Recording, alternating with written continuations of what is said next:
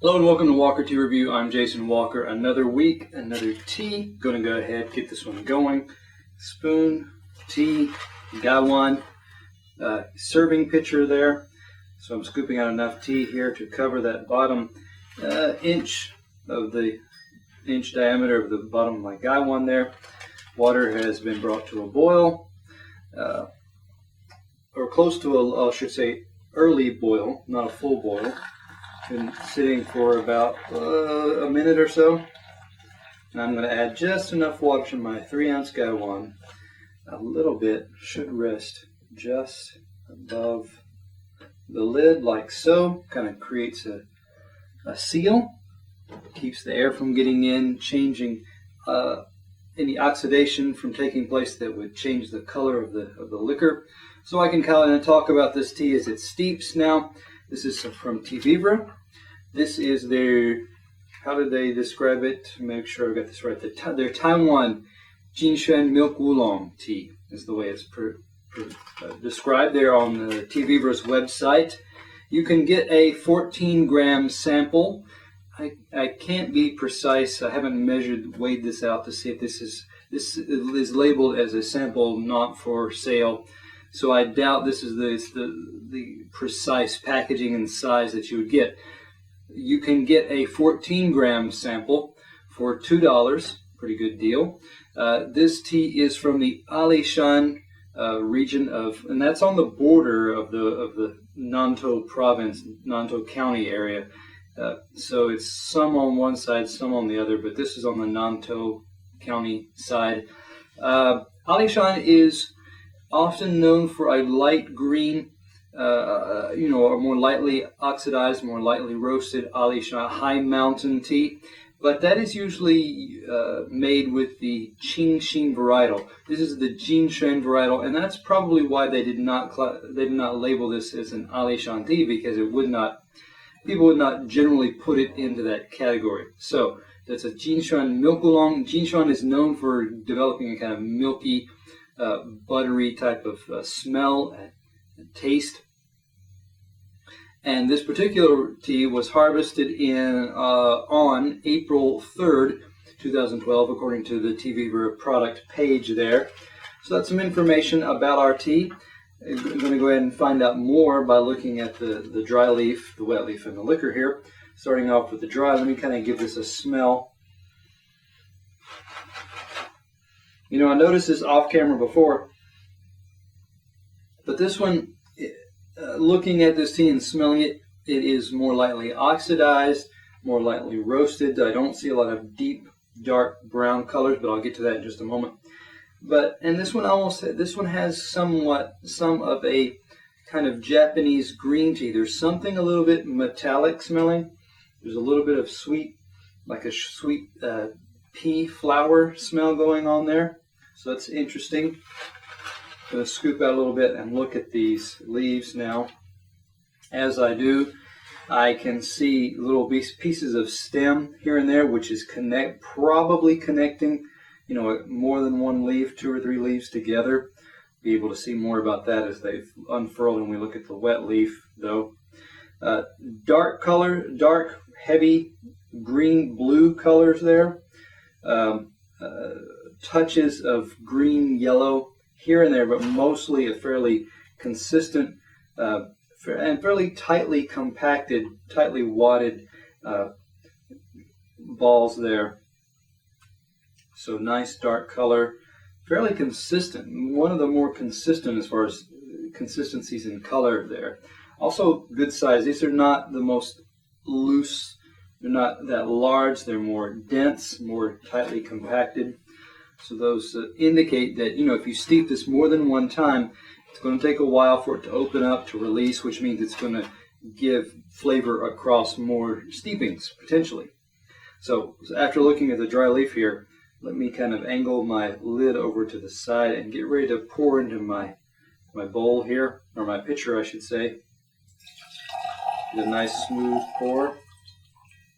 Shake out the last few drops there. Because the liquor at the bottom of your Gaiwan is usually going to be more intense, stronger than what's at the top that is thinner, lighter colored, and more water looking. But when I pour that into another serving vessel, you even that out. But I'm going to talk about the wet leaf now. Give this a shake for just a second. Give it a smell here. Now some of that buttery smell is starting to come out. That's the first one of the first things that hit. It's kind of milky. A little bit of a roasty smell coming off now, a little bit more of a heat type note. Let me give it one more smell. Sometimes the lid and the leaf themselves have a little bit of a difference. This, of course, the lid's lighter, got a bit more of a floral fragrance. It's a light, and it's kind of in the domain of a heavier type of wood tree flower rather than a garden flower. Yeah, still kind of sweet English laurel, shrubby type of smell. As this cools, a little bit more of the buttery note is coming off. It's beginning to get more of a light butter smell. Some JinXuan oolongs can take on more of almost like a movie theater, heavier butter smell. This one's much lighter. And as I unfurl some of these leaves and look at them, nearly completely intact. I mean, you see a little bit of dark just on the very edge, jagged teeth there of the leaf. This leaf is a little bit thicker, not the most tender. So there are individual leaves there, but then I see a stem piece here, and I have one, two, a leaf that was broken off, so that would be a third, a fourth leaf here, and a bud there. So that's what, 4 leaves and a bud. The smallest leaf here, somewhat ragged or jagged as far as the way it was treated, the way it may have little pieces have crumbled or torn or along the ragged edge there. But you see a nice consistent rust oxidation type color all around that outer edge there. You notice also that the larger leaves have not unfurled, indicating that these will, steep, release more flavor going forward into subsequent steeps. Now I'm pulling out a few stems, and I see, for example, another 2, another 1, 2, at least 2 leaves that are or were attached there, another 2, generally 2, but then you have some individual leaves, you have some different numbers of leaves. Oftentimes the goal is to get a little bit more consistent in that, so that one single individual leaf will release more than more tightly compacted 2, 3 leaves together. And so to be more consistent in that character, you often try to get all the same, one or the other. Looking at the liquor, give that a swirl. Bright yellow-green type of colors there. Good, nice brightness there. Give it a pour. And looking into the cup, it's still fairly bright. It's still bright, clear. Let me give this a smell here too.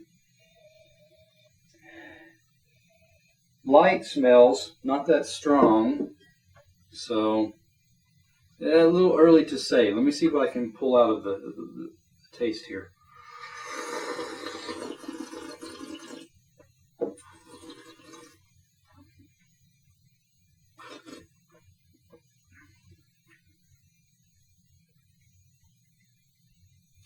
A little bit of brothiness is what I picked up.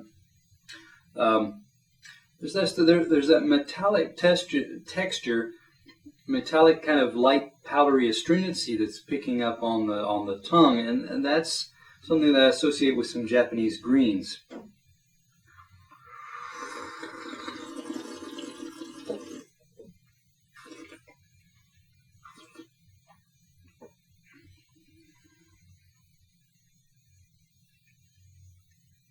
The buttery aspect still quite light, quite gentle. I mean, there is some present. It's more towards the front. In the middle, the back gets to be more that kind of Japanese green tea metallic type of note to it. Let me do just one more shot. Oolongs, especially Taiwanese oolongs, I find go through a lot of flavor changes or stages depending on the temperature of the tea.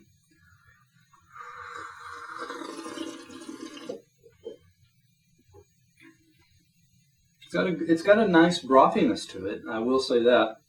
Aftertaste has a lot of that kind of